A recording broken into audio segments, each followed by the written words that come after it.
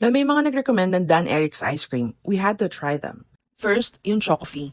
Combo siya ng chocolate and coffee ice cream. I mean, how can you go wrong, diba? Ang sarap. Ilang subo lang nitong small cup, ubos agad namin. Next is yung fruit salad. Sobrang creamy ng coconut ice cream na to, tapos may bits pa ng glazed fruits na you'll usually find in a fruit salad. Sarap nito. Next is yung coffee mocha fudge. Bet na bet ko yung combo ng coffee-flavored ice cream with choco cookie bits and dark choco swirls pa. Sana lang palaban pa yung coffee ice cream para di lang aftertaste yung lasa. Since walang plain vanilla, in-order ko rin yung choco vanilla. Sobrang malasa yung vanilla flavor. Perfect combo sila ng chocolate ice cream. Meron din silang mallows and chocolate flavor. Simple lang siya na chocolate ice cream with tiny marshmallows. Sobrang matutuwa mga kids dito kasi di siya ganun katamis.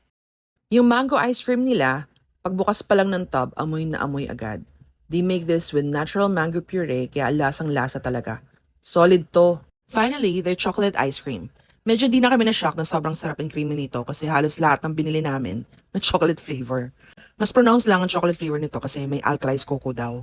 Kaya parang may pagka-dark choco rin siya.